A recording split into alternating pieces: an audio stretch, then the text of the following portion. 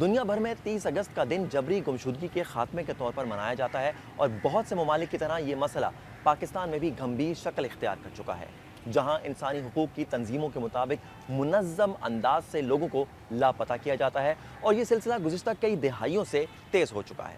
لیکن ان جبری گمشدگیوں کے خلاف عوامی سطح پر کئی تحریکیں بھی چل رہی ہیں۔ صوبہ سندھ، بلوچستان اور وفاقی دارالحکومت اسلام آباد میں ایسے افراد کی بازیابی کے لیے مردوں کے ساتھ خواتین بھی نہ صرف پیش نظر آتی ہیں بلکہ وہ ان موومنٹس کی قیادت کرتے بھی دکھائی دیتی ہیں۔ اسلام آباد سے تعلق رکھنے والی آمنہ مسعود جنجوعہ گزشتہ 19 برس سے اپنے شوہر مسعود جنجوعہ کی تلاش میں سرگرداں ہیں، لیکن اب وہ اپنے صرف شوہر ہی کی بازیابی کے لیے جدوجہد نہیں کر رہی بلکہ وہ ایسے سینکڑوں افراد کی امیدوں کا مرکز بن چکی ہیں جن کے پیاروں کو ان کی کوئی خبر نہیں۔ آمنہ مسعود جنجوعہ اکثر ایسے افراد کے لیے ملکی اور بین الاقوامی پلیٹ فارمز پر آواز بلند کرتی دکھائی دیتی ہیں۔ اسی فہرست میں ایک اور اہم نام بلوچستان سے تعلق رکھنے والی ڈاکٹر ماہرنگ بلوچ کا ہے۔ ماہرنگ بلوچ کے والد عبدالغفار لانگو 2009 میں لاپتہ ہوئے اور پھر 2 سال بعد ان کی تشدد زدہ لاش ملی، لیکن قاتلوں کا سراغ آج تک نہ مل سکا۔ ماہرنگ اور دیگر خواتین کی قیادت میں یکجہتی کمیٹی نے تمام تر رکاوٹوں اور پریشانیوں کے باوجود بلوچستان میں جبری گمشدگیوں اور مبینہ ماورائے عدالت قتل کے خلاف اسلام آباد، کوئٹہ، گوادر اور دیگر شہروں اور علاقوں میں بڑے احتجاجی مظاہرے کیے اور لانگ مارچ کیے جن میں ہزاروں افراد شریک ہوئے۔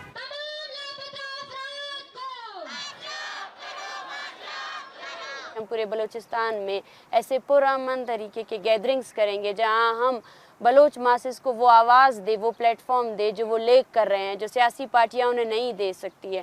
بلوچ راجی مچی کے بہت سے عزائم ہیں۔ سب سے پہلے تمام بلوچوں کو اکٹھا کرنا، ایک طاقت کے طور پر ان کو اکٹھا کرنا، بلوچ نسل کشی کے خلاف ایک منظم آواز بنانا۔ ایسی ہی ایک خاتون کا تعلق سندھ سے بھی ہے جس نے 2017 میں اپنے والد ہدایت لوہار کی جبری گمشدگی کے بعد تھانوں، عدالتوں اور دفاتر کے چکر کاٹے۔ جب انصاف نہ ملا تو سورت لوہار نے تھک کر گھر بیٹھنے کے بجائے عملی جدوجہد کا فیصلہ کیا۔ اپنے دیگر ساتھیوں کے ساتھ مل کر voice for missing person Sindh کا پلیٹ فارم تشکیل دیا، جبری گمشدگیوں پر احتجاج کیا، پیدل مارچ، بھوک ہڑتال اور دھرنے بھی دیے۔ تھوڑے عرصے بعد والد کو رہا تو کر دیا گیا، لیکن فروری 2024 میں ہدایت لوہار کو نامعلوم افراد نے فائرنگ کر کے قتل کر دیا اور پولیس اب تک قاتلوں کا سراغ لگانے میں ناکام ہے۔ اس دوران سورت پر کئی FIRs بھی درج ہوئیں، ان پر دہشت گردی کے الزامات بھی لگے جو کسی عدالت میں ثابت نہ ہو سکے۔ سٹل 1 ڈے سے وہی بات کرتے آ رہے ہیں کہ بھائی آپ سمجھ لیں اگر یہاں کے ادارے کوئی بھی بندہ گناہ گار ہے، اس نے کوئی بھی جرم کیا ہے تو آئین اور عدالتیں، قانون موجود ہیں، اس مطابق آپ ان کو عدالتوں میں لائیں۔ اگر وہ گناہ گار بنتا ہے تو اس کو سزا دیں۔ ہم خود کو مطمئن کر سکتے ہیں، لیکن اس تکلیف کے باوجود پھر بھی ہم نکلتے ہیں اپنے لوگوں کے لیے، اپنے جو لوگ ہیں، اپنے بابا کے لیے، کیونکہ ہم سے رہا نہیں جاتا۔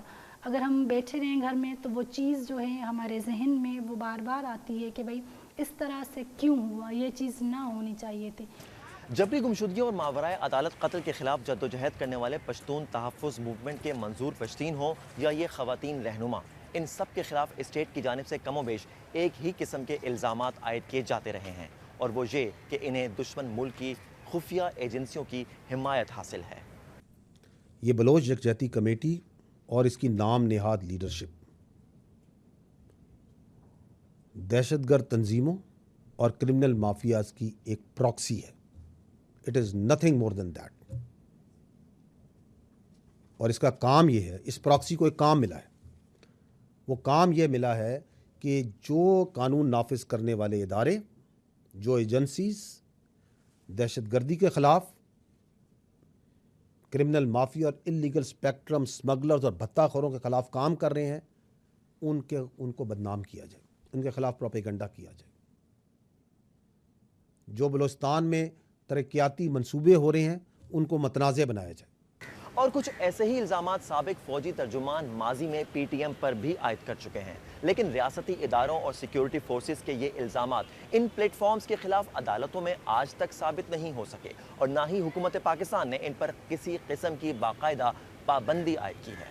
لیکن یہاں یہ بات طے ہے کہ دنیا میں انسانیت کے خلاف جرم تصور کیے جانے والے عمل جبری گمشدگی پر پاکستان کی خواتین کی آواز بھی کسی صورت کمزور دکھائی نہیں دیتی۔